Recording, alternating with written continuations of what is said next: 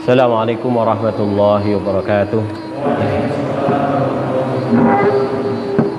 Alhamdulillah wassalatu wassalamu ala Rasulillah Sayyidina Maulana Muhammad bin Abdullah. Rabbi shrah li sadri wa yassir li amri wahlul 'uqdatam min lisani yafqahu qawli, amma ba'd. Yang kami hormati Bapak Ketua STAI Madiun beserta para dosen, yang kami sayangi para mahasiswa-mahasiswi yang berkenan hadir di pertemuan kajian rutin malam ini. Pertama dan paling utama, marilah kita senantiasa bersyukur kehadirat Allah Subhanahu wa taala, yang mana atas limpahan karunia-Nya lah kita semuanya bisa menghirup nafas dengan gratis. Ini sebuah anugerah yang luar biasa. Jadi kenikmatan hakiki seseorang itu adalah kenikmatan iman, yang kedua adalah kesehatan. Jadi ketika iman dan sehat itu bersatu dalam satu tubuh, maka rasa syukur hendaknya selalu tercurah ke hadirat Allah Subhanahu wa taala. Kedua kalinya sholawatullah wassalamuhu semoga senantiasa tercurah kepada junjungan kita Nabi Abu Muhammad sallallahu alaihi wasallam, yang telah membawa risalah kenabian sampai kepada kita. Mudah-mudahan kita semuanya mendapatkan syafaatnya fid dini wad dunya wal akhirah. Allahumma amin. Para hadirin hadirat rahimakumullah, kali ini kita memiliki tema yang berjudul bahagia tak harus pesta. Apalagi 2 hari lagi kita selalu mendengar hingar-bingar tahun baru Masehi. Dihitung mundur biasanya ya, 10, 9, 8. Mas Faza duduk ya. Jadi kenapa kita seringkali kedodoran di wilayah ini? Banyak orang mencari kebahagiaan dengan kumpul sama teman-teman, tapi cenderung maldorotnya lebih dominan daripada manfaatnya. Ya, contoh kecil, orang-orang kumpul untuk pesta tahun baru, di situ pesan minuman-minuman keras, percampuran antara lelaki dan perempuan, subhanallah. Ini jadi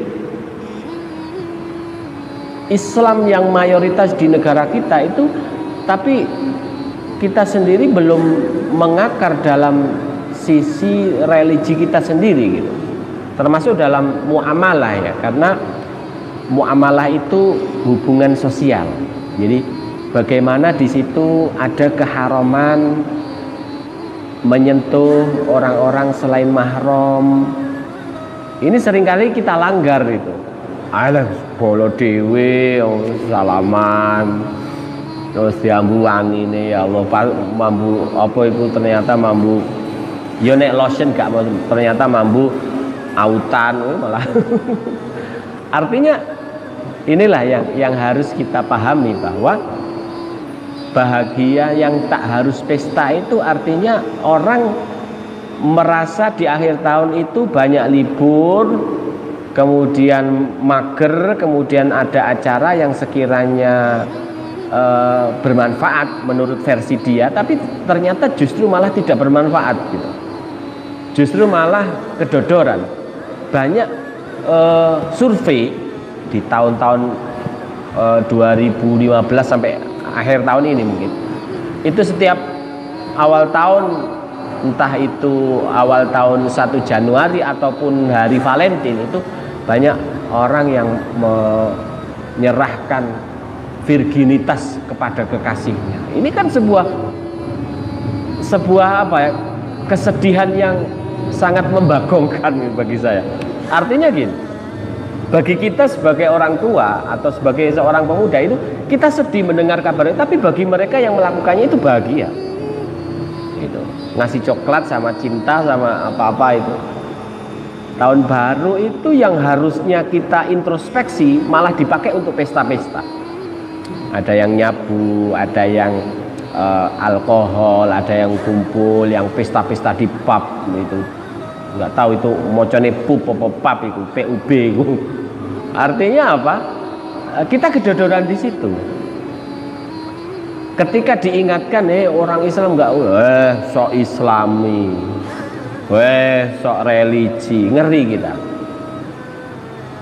Karena gini, kita menerima agama Islam dulu tidak sekaligus satu paket. Nah, ini sejarah seperti itu. Kita lihat bagaimana orang-orang memiliki rutinitas berkumpul-kumpul, makan-makan bareng. Akhirnya sekarang jadi acara tahlil. Mau nggak mau itu sejarah itu. Dulu kumpul-kumpul itu ya kumpul tok, berkatnya itu malah dikekno pepohonan yang besar, sehingga nanti dimakan oleh binatang-binatang yang pengen makan. Jadi kalau dimakan berarti doanya diterima, mikirnya gitu. Tapi kita harus bisa melihat sejarah. Nabi Adam alaihissalam punya anak kembar, adik kakak, ya, yang satu kembarannya selalu cewek. Di situ ada siapa? Qabil sama Habil, kembarannya cewek-cewek. Ada Iklimah, ada satu lagi siapa? Lupa saya. Itu kawinnya harus silang. Di antara Qabil dan Habil itu ketika sedekah, salah satunya itu yang terbaik. Masih sing paling elek dewi megel itu. Jadi sedekah ke alam itu memang membagi rizki dari binatang peliharaannya untuk binatang-binatang buas di hutan. Itu sudah menjadi tradisi itu. Di zaman Nabi Adam sudah semacam itu. Ketika perkawinan silang itu tidak diinginkan oleh salah satu, yaitu Habil, akhirnya dibunuh. Nggak tahu setelah dibunuh itu acaranya apa. Ternyata ada ghurab di dalam sejarah, bahwa di situ ghurab itu kayak semacam elang bertarung, yang satu mati. Akhirnya elang yang membunuhnya itu ngiri tanah, kemudian menguburkan temennya yang dia perangi tadi. Terus akhirnya dia punya pikiran, oh ya udah saya gituin aja. Akhirnya benar, ngeduk dikubur, sehingga menjadi apa? Sekarang kita menguburkan orang-orang yang sudah meninggal seperti itu, karena ada gurunya yaitu si Qabil, sejarah tentang si Qabil dan si Habil. Jadi kita mau bahagia bagaimana sementara kita memahami Islam itu masih belum satu paket. Maksud dari belum satu paket itu gini, banyak orang Muslim taat, sholatnya nggak tahu, tapi dia meninggalkan jilbab. Alasannya, Mbak, kamu kok nggak jilbaban? Oh, saya sudah menjilbabi hati saya. Coba, piye logikane? Aku yang mending aku gak jilbaban, tapi yo gak main-main ngono kae pacaran jilbaban ngono. Jadi yang ketika ada oknum yang berbuat mesum, itu yang disalahkan jilbabnya. Coba, ini kan sesuatu yang lucu, gitu loh. Jadi bukan oknumnya, tapi aksesoris yang menjadi aksesoris wajib bagi seorang wanita gitu. Ini harus kita cerna. Jadi wanita itu waghdudna min jalabibihinna. Jadi diminta oleh Allah untuk menjulurkan seluruh kerudung-kerudungnya untuk menutupi auratnya. Ada juga yang berjilbab gaya apa? Gaya gantung diri. Ya kan macam-macam gaya jilbab itu, yang gantung diri. Jadi lekuan lehernya sekaligus dadanya sekaligus di bayangan itu kaosnya gak enek. Jadi kayak bentuk bodine, ngeri kuwi. Seorang-orang yang melihat itu sudah sulit untuk godul basor itu. Mau godul basor apa itu eman-eman, mubazir, delok kok dosa, serba salah kan. Jadi kita belum satu paketnya di situ. Ada pemahaman yang tidak kritis ketika sesuatu agama itu harusnya satu paket. Artinya satu paket itu ketika seseorang memahami tauhid, ayo juga memahami muamalah, ayo memahami kewajiban individu, ayo memahami kewajiban secara kolektif. Nah itu harus ada. Nah, sementara kita yang mayoritas muslim nggak seperti itu ya repot. Halo iki sok-sokan sok islami sok wes anu to we tobat to we kok mulai wae ngeri. Jadi jangan sampai suatu hal yang sebenarnya menjadi bisa bahagia dengan keberagamaan kita itu justru menjadi sedih dengan aku agama kaya aku dibully aku tak pindah agama liya ya. Jangan sampai ini. Nah, ini jangan sampai. Artinya apa? Orang-orang non muslim menemukan Islam itu keindahannya pada sisi konsep ketuhanannya, konsep tasamuhnya, toleransinya bagus. Tapi ini kalau berhenti di situ ya akhirnya dia muslim-muslim aja. Aku masih belajar sholat, kamu sudah sholat, masih bolong-bolong, masih belajar aja, randang genep gitu. Dia ngaku mu'alaf padahal 15 tahun. Juga mu'alaf menaik undangan. Mu'alaf itu orang yang condong hatinya untuk menerima Islam. Jadi wong anyaran. Ya setahun itu dianggap mu'alaf wis. Nek wis 3 tahun, 4 tahun, 5 tahun ojo ngaku mu'alaf meneh. Sehingga kata-kata mu'alaf itu sering digunakan untuk oknum-oknum yang mencari kekayaan melalui itu. Ada itu yang ketangkep itu. Aku ngaku mu'alaf, aku mbiyen wis sekolah S3 ning Vatikan barang padahal ora ini untuk mengeruk kekayaan itu. Wah, ngeri. Nah, ini jadi bagi mereka itu bahagia, bagi mereka itu bahagia. Padahal enggak. Bagi orang yang pesta minuman keras maupun sabu maupun pesta kembang api di malam itu bagi mereka bahagia. Tapi sebenarnya hatinya menjerit itu. Hatinya menjerit benar. Karena kebahagiaan yang tampak oleh mata itu sebenarnya menipu gitu. Kebahagiaan yang hakiki itu sebenarnya di dalam hati. Hati cukup bersyukur kepada Allah, kemudian cukup rezekinya, cukup kesehatannya, seluruh organ tubuhnya berfungsi dengan baik, itu bahagia itu. Coba tahun baru nyumet mercon kelilipen, ayo bahagia kondi coba. Ya nek kelilipen iku cilik akeh blek ngono koyo semeru ngono. Waduh wis gak bahagia wis. Tahun baru momen sing paling apes iku. Blek, waduh ya Allah wis gak ketok apa-apa wis. Apa meneh iku debune iku angel nemplek ning retina, wis dioperasi bolak-balik wis.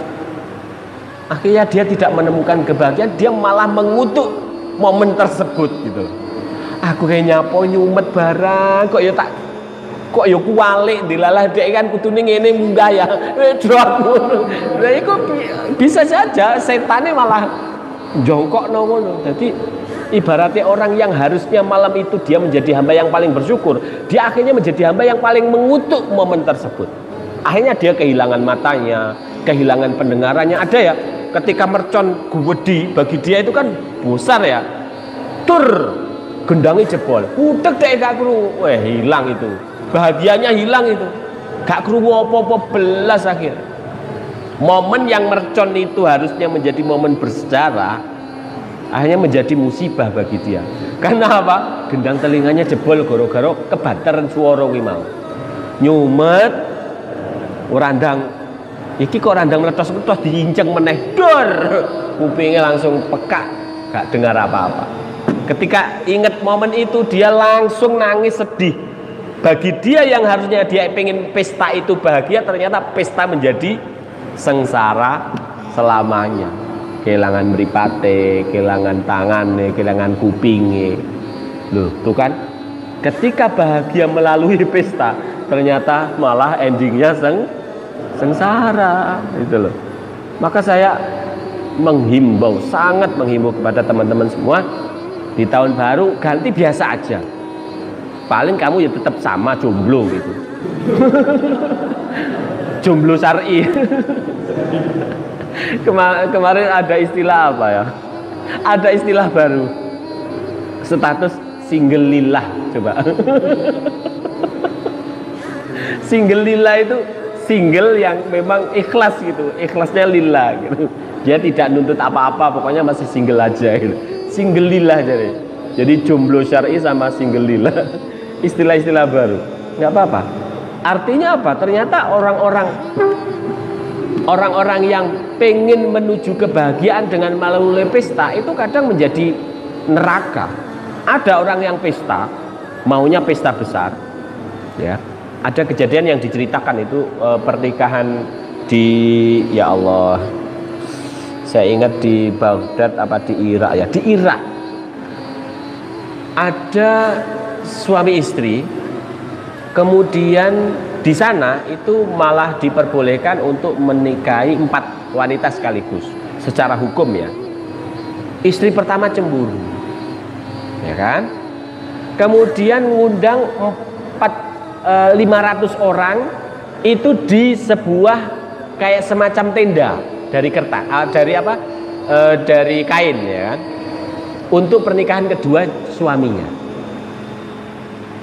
Istri yang cemburu, istri pertama yang cemburu membawa bensin, diubeng noneng seluruh hadirin yang berada di dalam tendanya wombo itu kain, dikunci kabeh, ditaleni ben ora iso metu. Bensin ya dibakar. Dari 500 itu yang meninggal sekitar 350, yang 150 itu cedera, banyak yang kebakaran gak karuan itu. Karena yus itu mati ini gak krono kenaan geni nih, tapi itu tamu diinjek-injek itu karena panik ya, nggak harus jalan keluar karena jalan keluarnya sudah ditutup sama istri yang pertama. Jadi hati-hati kamu, istri pertama aja nggak punya apalagi mau kedua ya. Jadi dia sakit hati lah, kebetulan suaminya sama istri barunya itu tidak berada di lokasi, selamat malahan. Istri pertama di penjara, istri keduanya selamat, tapi tamunya yang jumlahnya hampir 400 itu meninggal semua. Ngeri. Gara-gara tersulup, kecewa, cemburu, sakit hati jadi satu, akhirnya berakhir di penjara. Harusnya kalau memang bahagia bareng aja, tapi ternyata tidak semudah itu Ferguson ya kan. Jadi inilah yang maunya pesta-pesta bahagia malah menjadi sengsara.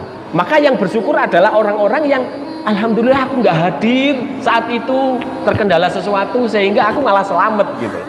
Jadi orang yang menghindari pesta itu kadang malah justru selamat. Orang yang naik pesawat di waktu apa itu kemarin, ada yang Boeing 737, ada juga yang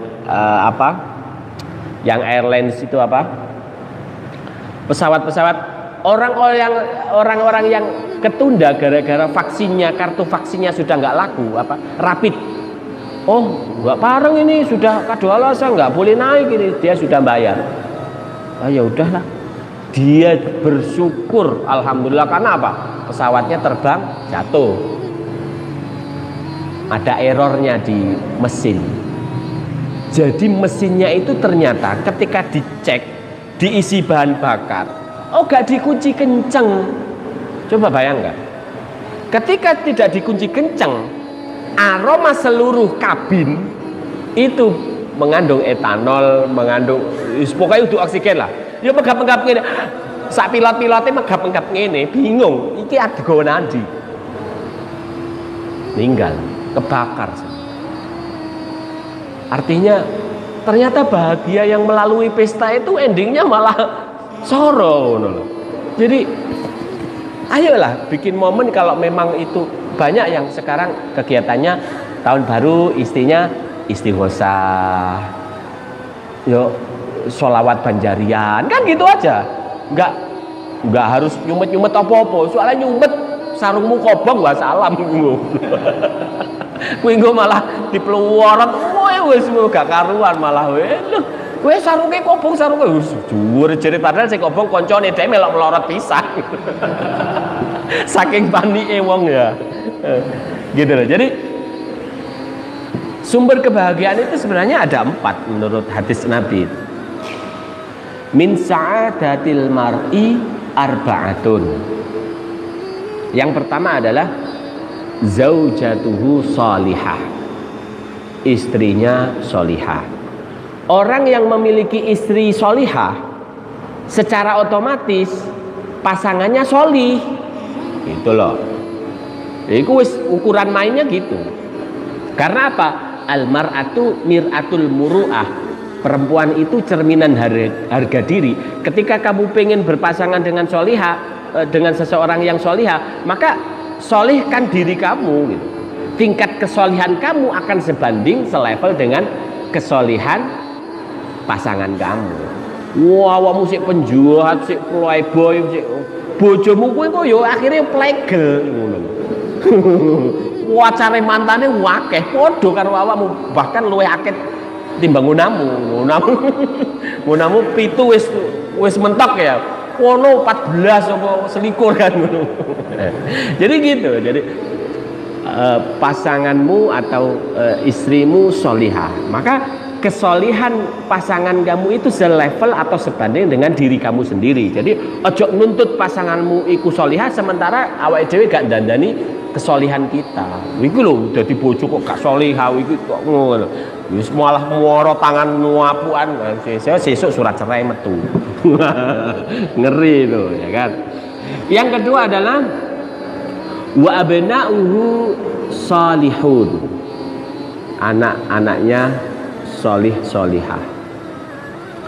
Orang yang memiliki anak yang solih solihah, ya, antara sekarang saya tanya, antara tanaman dengan tanah yang subur itu dominan mana yang membentuk hasil panennya bagus? Ayo. Tanah. Cocok. Artinya apa?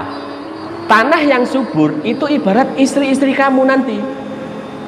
Kowe sak bajingan-bajingane awakmu kok kowe dilalah berjodoh dengan wanita yang solihah krana perjodohan, jane awakmu gayane moh, tapi krana dijodohne malah gelem. Maka kualitas kesolihan anakmu itu berhasil sebab adanya apa? Tanah yang subur itu tadi. Jadi sawah-sawah yang subur itu diibaratkan oleh pasangan kamu itu, gitu loh. Maka inilah yang menjadi salah satu tanda kebahagiaan seseorang. Yang pertama pasangannya sholihah, yang kedua anak-anaknya sholih. Lah, anak-anaknya sholih ini ngikut kepada kesolihan pasangan, gitu. Yang ketiga adalah wazumala'uhu sholihun, teman-temannya baik-baik, tetangga-tetangganya baik-baik. Coba kalau kita memiliki tetangga-tetangga yang jahat, itu kita harus ngaca, barangkali kita memang jahatin mereka gitu. Kenapa kita punya teman-teman jahat? Karena kita sendiri penjahat kan gitu. Nggak ada ceritanya penjahat berteman dengan tidak penjahat. Pencopet temannya pencopet, itu secara otomatis. Orang soleh temannya orang soleh. Poro kiai temannya poro kiai, ya kan? Poro ustad temannya para ustad. Para makelar temannya yo makelar, gitu loh. Jadi teman itu mempengaruhi, gitu loh. Maka kenapa dinazamkan di dalam kitab Al-Ala, anil mar'i la tas'al wasal an qarinihi fa innal qarina bil muqarini yaqtadi. Jotakon sangka wong si jitakono kancane krana sak temene kanca manut kang ngancani. Jika kamu ingin mengenal seseorang, tanya temannya.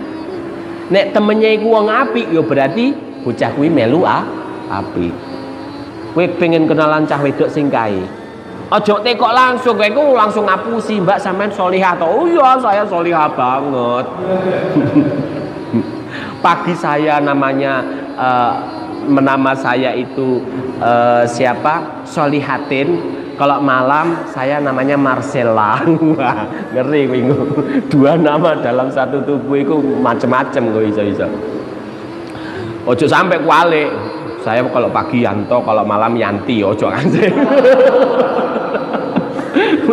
Rusak nih.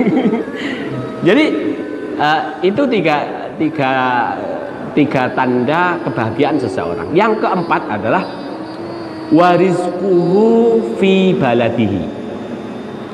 Warizquhu fi baladihi itu rezekinya berada di wilayah keberadaan dia tinggal. Artinya dia tidak keluar negeri, dia tidak ke luar mancanegara dalam rangka mencari rezeki, bukan.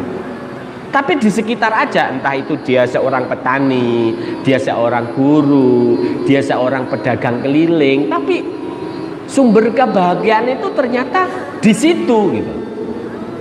Banyak orang tahun 2018 waktu saya ke Malaysia, ke Hong Kong, saya dicurhati banyak TKW di sana. Loh Pak Ustadz, jenengan ke sana apakah mencari rezeki? Enggak. Saya berdakwah selama Ramadan, safari Ramadan di sana. Nah, rezekinya sudah dikirim ke rekening istri waktu itu, jadi jadi nggak ada rezekinya. Nah, curhatnya gini, Pak Ustadz, saya itu jauh-jauh ke sini itu untuk memperbaiki ekonomi, Pak Ustadz. Saya gaji saya itu 1 bulan 8 juta, ngalang-ngalangnya PNS ya. Tapi kita itu mulai tidur sampai bangun sampai tidur lagi itu kayak nggak ada waktu, Pak. 24 jam itu kesel luar biasa. Istirahatnya kurang. Karena di sana harus selalu standby. Pagi mandiin anak sekolah, ngeterni sekolah, agak siang ngopeni mbah sing lumpuh, sore engko masak, ya Allah pokoknya dipeleter tenaga demi untuk mendapat cuan atau uang. Dan itu berapa puluh juta sekalipun itu ternyata tidak bisa mengobati rasa rindunya kepada suaminya yang di rumah ngapain, apakah sedang cari janda-janda kembang, anak-anaknya apakah diupeni temenanan, omahku digawe ini opo ora, kan rencana mau bangun rumah, pulang-pulang ternyata di rumah tersebut ada selingkuhan suaminya, lo ngeri neh, akhirnya rumah harus dihancurkan. Wah, wes neraka gue. Artinya apa? Ternyata sumber kebahagiaan itu bukan pada nominal. 4 hal yang sudah saya sebutkan itu, pasangannya solihah, anak-anaknya solihah, solihah, tetangga-tetangganya baik-baik, solihah, ngajakin ayo ziarah wali bareng, ayo jamaah sholat fardu, ayo iki ngadain apa iki tahun baru, bakar-bakaran, tahlilan, opo istighosah. Lo momen-momen gitu itu sudah bahagia loh. Ojo ayo tahun baru neng puncak, wah keplesek apa orang tahu-tahu neng puncak kok malah. Nah gitu. Jadi ada 4 hal inilah yang menjadi kunci kebahagiaan. Pasangannya solihah, solihah, kemudian anak-anaknya solihah, kemudian punya tetangga atau teman yang solihah juga. Kemudian yang keempat itu tadi, rezekinya berada di wilayah dia tinggal. Gak lungo adoh. Soalnya kalau lungo adoh, masya Allah, godaan garangan itu lebih dominan. Loh tenan ya Allah. Saestu. Saya punya cerita yang tidak saya sebut siapa dia, tapi dia punya kisah yang sangat tragis. Dia sebenarnya adalah pengusaha yang maksimal untuk bekerja, uangnya untuk istrinya. Istrinya itu sudah dilarang untuk download Facebook sebenarnya gitu. Dia akhirnya posting foto dirinya Facebookan. Kenallah seorang lelaki yang setipe dengan dia, mengungkap tentang dalil-dalil usul fikih, tentang ilmu-ilmu agama. Cocok kambek bojone gak? Soalnya ambek bojone mesti urusan duit. Kambek iki kok cocok. Sing lanang iku lunga neng luar negeri. Jadi yang di rumah itu si perempuan. Apa yang terjadi? Beberapa tahun kemudian minta cerai dan nikahlah dengan lelaki yang itu tadi. Apa endingnya setelah nikah lagi dengan garangan yang ketemu di Facebook itu? Ya cerai lagi gitu. Dan dia jomblo lagi gitu. Jadi dia tidak mensyukuri kondisi bagaimana kebahagiaan kuncinya cuma 4 itu tadi. Ternyata ya itu mau ketika seseorang Facebook itu salah karena euforia ya, karena dia sudah berumur, sudah anaknya 2 gede-gede, terus dia pakai selfie yang jahatnya minta ampun ya kan, aslinya wajah buntut digawe luwonjong cibi-cibi ngono. Akhirnya wong sing delok kan akhirnya melu jahat gitu loh. Lelakinya sebenarnya juga biasa, kulitnya ireng jadi gitu. Tapi karena kameranya jadi kayak, jadi podo hapus-hapusan. Bosok ketemu nikah, loh kok gak sesuai ekspektasi? Yo wis salamu, karena memang banyak dunia maya yang jahatnya itu tadi. Yang awalnya harusnya garangan terjadi jadi itu tadi, jadi imut-imut itu tadi, akhirnya wassalam. Tidak sesuai ekspektasi itu tadi. Jadi sudah ditinggalkan suaminya, sudah dia ditinggalkan suami barunya juga, sekarang dia menjadi janda yang luntang-lantung. Ya kapok mukapan gitu. Jadi ternyata seseorang itu kalau mencari suatu kebahagiaan hanya pada keinginan dan hasrat itu gak ada akhirnya. Tapi kalau cuman kebahagiaan itu sebenarnya di dalam hatinya, di lingkungan ada orang-orang soleh, tetangganya, teman-temannya baik-baik, ngobrol baik-baik, itu sudah bahagia itu. Wes gak usah pesta ado-ado wis. Gak usah bikin pesta-pesta yang justru malah kok nanti ngeri.